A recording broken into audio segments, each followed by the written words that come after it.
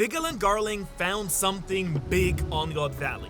So big that he immediately knew that Emu would be very pleased to get their hands on it, and not just that. Based on this thing that he found, he even suggested then wiping out the inhabitants of the island in the next big slave hunting game that we then know as the God Valley Incident. And based on everything that we learned in this really crazy chapter, let me tell you why I think that what Garling truly brought Emu home from God Valley is nothing less than this giant straw hat that we see Emu stare at in the first chapter we ever meet them. And also why I think that God Valley was not only the place that Shanks and Shamrock were born as we see, but literally the place where Joy Boy was born and buried, the original home of Bing Sake, and maybe even the home of the big boy himself, Rox D. Zebek. And honestly, what I'm most excited about is that regardless of what Garling specifically found on the island, it all seems to tie back to who might have lived on the island, Joy Boy. Like, really, just think about it. I can't believe I'm only thinking about this now. What else would cause Garling to say that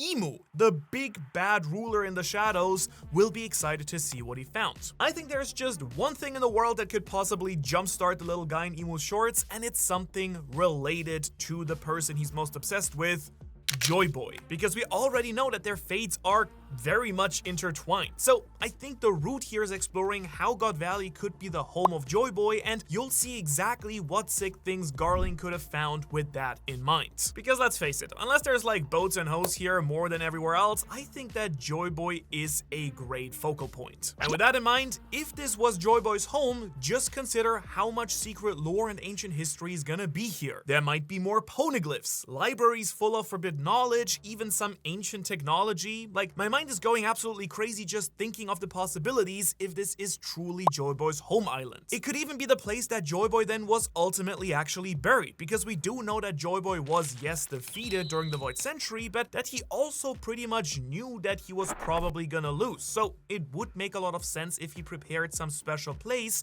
for his final resting spot. And let me just tell you, it makes me so excited that we might actually be seeing this very soon in this flashback, because everything seems to be ramping up towards God Valley happening in this flashback. Right now, we're only 1 year away from the incident happening, so if we do actually get there, fingers crossed, and see more of what actually went down there, you just know it's gonna be some absolute cinema. Paper and ink cinema, I guess. And if this is actually Joy Boy's final resting place, then he really couldn't have picked a better place than God Valley. Because, I mean, the name of the island just has to be some sort of clue about this place's importance, right? I hope we can agree on that. Because what god or even gods are we actually talking about here? It could be Joy Boy, but also maybe Nika, or maybe even some of the other gods mentioned in the Harley text. Do you see what I'm saying here? This could be a place designed to worship the god or the gods of the ancient One Piece worlds. All except Emu, of course, which could be why Garling was so interested in showing Emu what he has found here. Because if the Holy Knights found a place that still worshipped the old enemies of Emu, then it perfectly explains why they would want to do the whole hunting ceremony here to wipe out all the followers of the ancient gods. And once all the people of God Valley were gone, then the world government could swoop in and take any ancient relics, history books, or even technology that they potentially found there. And speaking of that forbidden knowledge, if God Valley is home to people who know so much about the past, then that also opens up the possibility that Rox was raised here too, or at the very least spent a significant amount of time here. Because this has been one of the biggest mysteries about him that's been kind of driving me crazy. Where the heck did he learn all that stuff about the past and about Emu, and how is he a worshiper of Davy Jones? Well, maybe Davy Jones is the god or one of the gods that the people worship here in God Valley. That would explain why Emu tried so hard to get rid of it and why he would be so interested in this. Okay, but I've just been throwing a lot of stuff at your face right now, so let me all tie this properly in together, because I have a few theories about who Davy Jones is at this point, and it's very possible that Davy Jones is the ancient sea god mentioned in the Harley text. You know, Davy Jones's locker supposedly being the resting place for souls lost at sea and all that. So that would fit very nicely, but it's also possible that Davy Jones could have just straight up been Joy Boy himself. You know, like Joy Boy's true name. That would also be really wild, but also perfectly explain Rox's motivation for taking down Emu and why he would kind of try and threaten Emu with that name. And actually, speaking of Emu, let's circle back to them here, because the big kicker is that Garling found some item for Emu, and while I do think that it does focus on Joy Boy, what it actually is could change a lot for the endgame of the story, so let's explore some of the options here. I think that one of the things that Garling might have been so desperate to share with Emu is just straight up bottles and bottles of booze. Now, I mean, you know that Emu is just a crazy drinker and nothing would make them more happy than some top grade sake. Oh wait, you thought I was kidding? Check this out, because let me take you back to chapter 434 right here, where we had the first real big meeting of the Giga Chats in the entire story. And just what does Shanks bring with him to his meeting with Whitebeard? A big old bottle of top grade sake, which I mean, sure, if you know, come on the top dog ship, then you better bring some good stuff with you. But where this connects back to God Valley is this line right here. Because when Whitebeard sees the sake bottle, Shanks tells us that this is a sake from his hometown in the West Blue. And now, with this chapter, we have finally confirmation that that place is indeed God Valley. We've kind of known ever since Film Red that Roger picked up Baby Shanks from God Valley, but to confirm it even more, we do see Baby Shanks with his brother and mother here on God Valley as well, where he was clearly born after Garling got stationed here. So to me, it really seems like Oda is hammering home that this is Shanks' hometown, even if he was only here for around a year or so before he then got picked up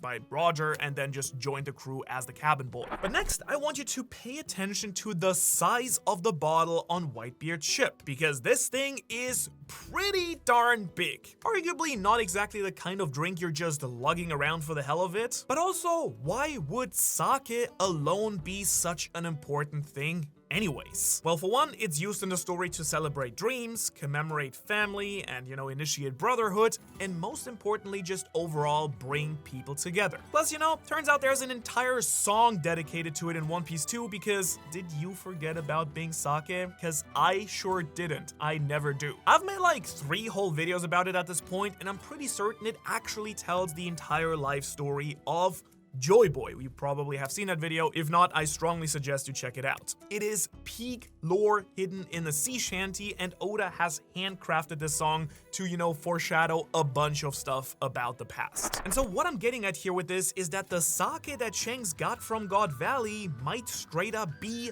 the legendary Binks' sake, like the literal alcohol that inspired this song. That could be absolutely huge, because this would directly connect God Valley to Joy Boy and would explain why Garling was so excited by what he found on the island. Because at this point, I am truly starting to believe that God Valley was the place that Joy Boy was born and probably also died, or at the very least the place that he set up his base once he became the first pirate. Because it turns out that this connects with pretty much everything we've ever learned about Bing Sake so far. So to break this down a little bit for you, this song could be describing how Joy Boy is leaving his home island and then taking this legendary alcohol with him as he travels to new places around the world, befriending new islands and races. Because really, what better way to make new friends than to bring some top tier legendary level Yonko sake? Think about it, we see that happen pretty much in every single big arc with a party at the end. We saw Shanks bring the wine to Whitebeard, and even Roger and Whitebeard sharing cups to kind of commemorate their friendship as well. During which, by the way, Roger just happens to tell Whitebeard about the truth of the, you know, history of the One Piece world and also the hidden meaning of the D initial. So I'm pretty sure at this point that this is what's truly going on here, and all throughout Joy Boy's life, he always comes back to God Valley because it simply has the best booze, and whenever the song lyrics say, "Let's deliver Bing Sake," well, that is Joy Boy setting sail once again. Alright, but let's say that I've convinced you so far maybe that God Valley might be the home of a legendary sake and the home of none other than Joy Boy himself. Sake still might just not be the thing that, you know, Garling found here, maybe Emu wouldn't be that excited about it. Instead, I think it might be something even more important than that. It might be Joy Boy's old straw hat, which proves that this would be Joy Boy's last resting place if that were to be true. Again, really think about Emu and think about what we saw in their very introduction. I'm talking about chapter 906 during the Reverie arc. The very first time that we see Emu, they're walking into this giant ancient freezer, looking at this giant frozen straw hat. So the very first thing that Oda decided to show Emu doing is look at this thing, as it's clearly very important to them. And now we're learning that there was something super important that Garling just had discovered that he needed to show Emu, which again must be something very big and important, since he wouldn't just be like, hey, I found a nice bar here, we should come check it out sometime, right? I mean, that would be fun, but I don't think that's the case. And it feels like it would be a home run that this straw hat could have been one of the things that Garling brought Emu that, you know, they would be so desperate to actually get their hands on. And if you're thinking this is a nice idea, it actually makes sense on so many levels once we actually dig down here. Not only is the straw hat the major symbol of Joy Boy, the will of D, and freedom, but it also very clearly seems to be tied to the sun god powers too. Joy Boy had the straw hat, we know this from the flashback with Emeth, and he had the Nika fruit. Then we see Roger next wearing it with that big silly grin. Then Shanks had the straw hat, who the Roger pirates called the Child of Destiny, who then passed it on to Luffy, who has now become the next sun god. So to me at least, it sure seems like this hat almost wants to be passed down to the right person. But hold on, clearly there seem to be more than just one of these hats, and the one in Emu's freezer is admittedly way bigger than Luffy's. Now for this video, I was actually looking back at this panel and realized that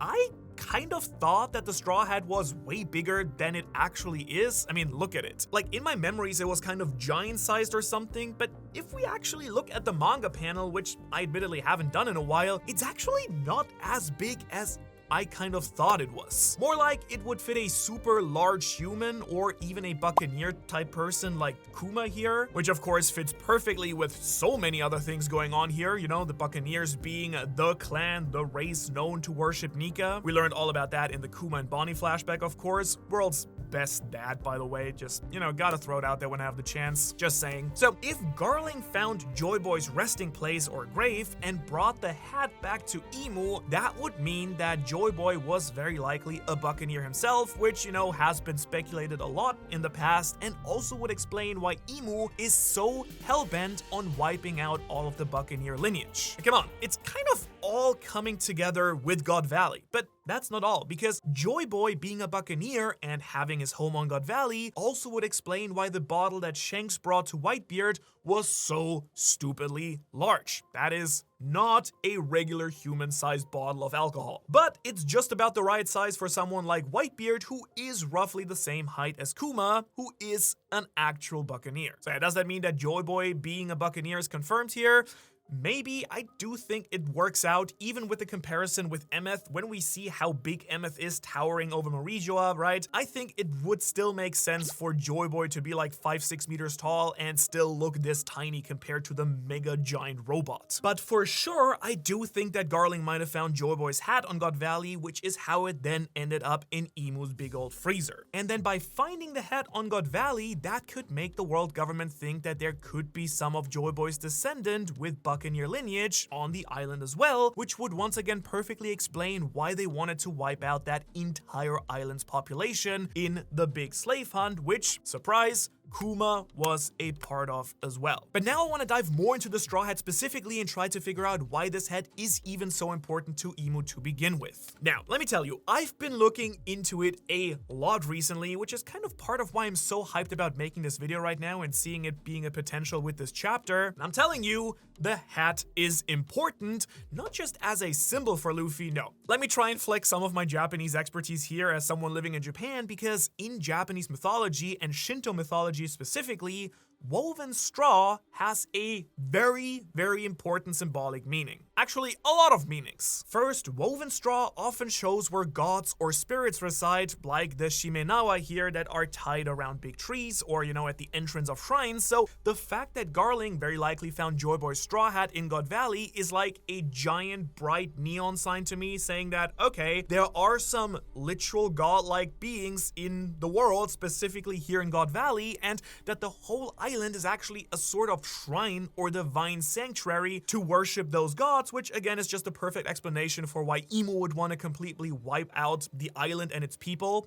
They're worshiping some gods that are not him, but also it makes sense with the name of the island, God Valley. It just being a big old, holy place for godly beings. But hold up, that is not the only thing that woven straw represents in Japanese mythology, and the second meaning might end up being an even greater impact on the story altogether, and that's because in Japan, woven straw can also represent a binding of a god or demon, as in literally sealing them and their powers away. Which is like, hello, yes, the straw hat has a will of its own, right? I mean, surely at this point we can probably say that that's true. So the fact that it could actually contain some living will or essence of Nika or Joy Boy just makes a lot of sense to me and would also explain why it's the central, object of the entire show. And if you're still not convinced, just look back at Joy Boy's crazy haki knot that Emeth used to defeat the Gorosei in Eket Island. I mean, this is literally the point I'm trying to make here.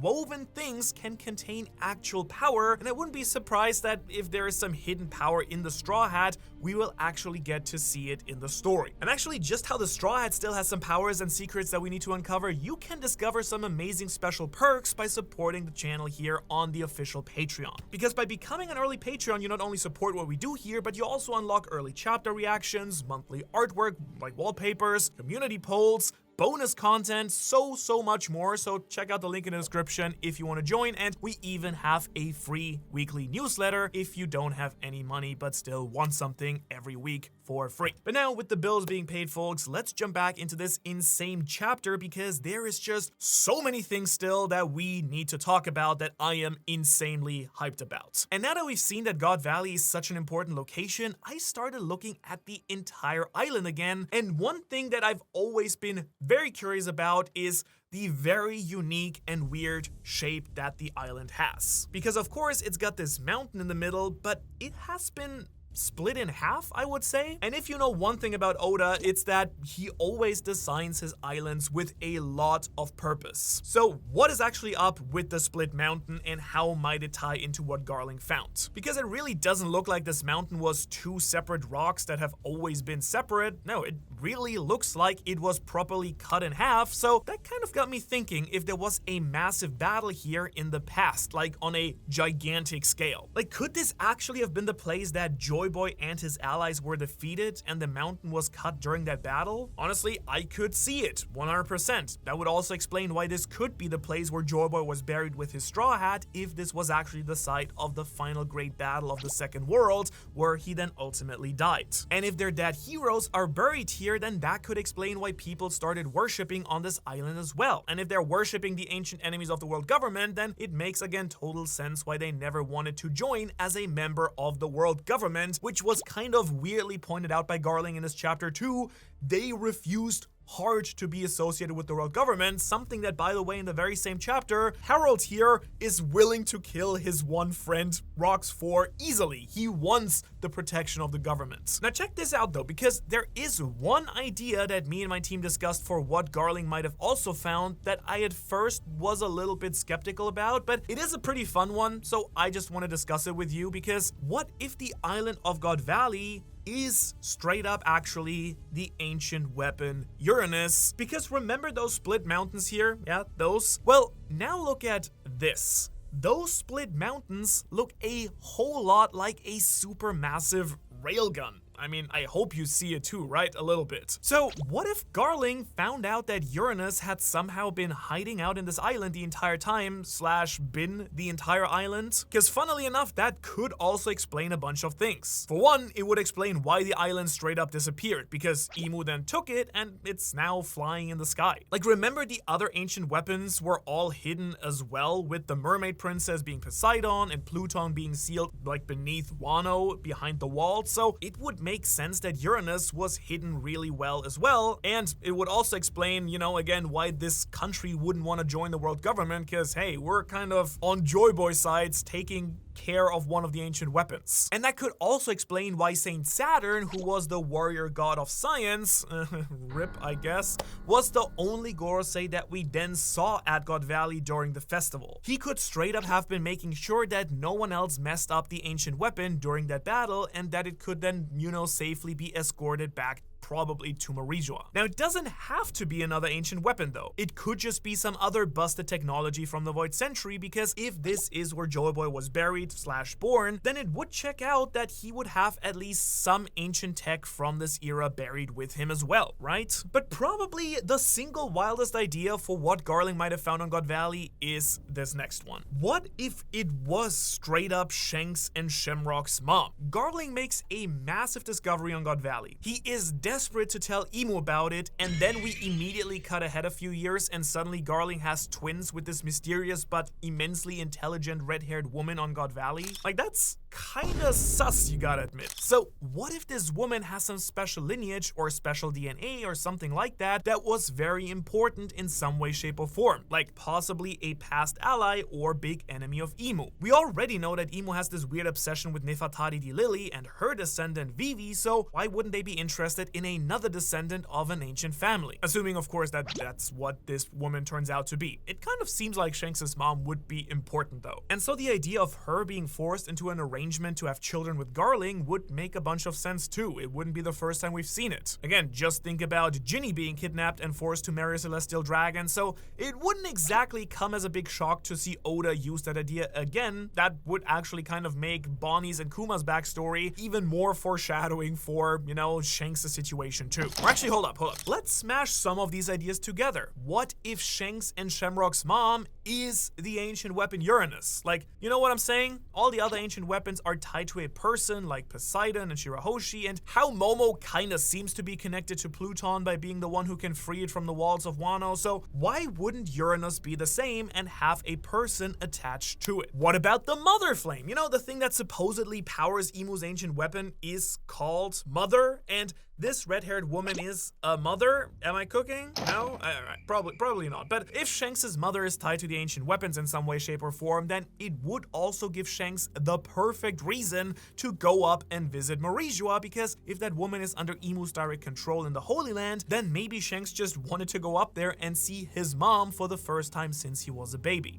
Okay, that was a lot. So can someone give me a drink? Okay, it's gotta be me. And you know what? Let's go back to where this all started, because earlier we obviously talked about Shanks bringing Whitebeard this giant bottle of sake, right? And that it might have been the last of its kind, because think about it, God Valley is not there anymore, so this would make this even more rare. But I do also wonder if that's actually true, because sure, God Valley disappeared, but what if Emu didn't wipe it off the map completely? What if instead someone else took it and hid it from the world government after the God Valley incident? That would actually go a long way to explain how Shanks even got that bottle to begin with. Maybe they just straight up still produce the sake, but the entire island is hidden somewhere. I could absolutely see an argument for it being hidden somewhere underwater, because don't forget that Shanks' entire crew doesn't have devil fruits, and so they would be able to dive down and find a hidden underwater nation. I mean, I think we've all kind of thought that this was something related to Laugh Tale, but maybe it's God Valley that is hidden underwater somewhere. Or what if something much bigger took God Valley? Like, I don't know, say a giant whale came and swallowed the island?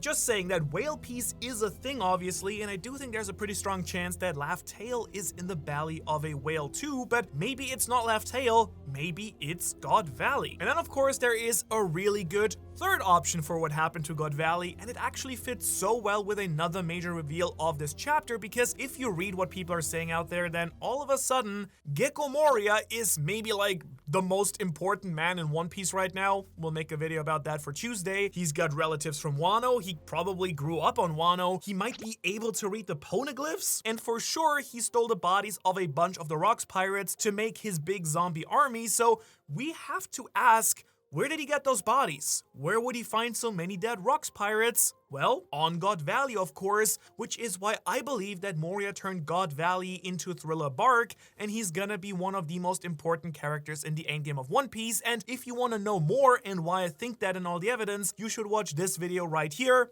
Otherwise, thanks so much for watching. Thanks so much to our fantastic Patreons over here, and I will see you on Tuesday with more Kozuki Moria content right then.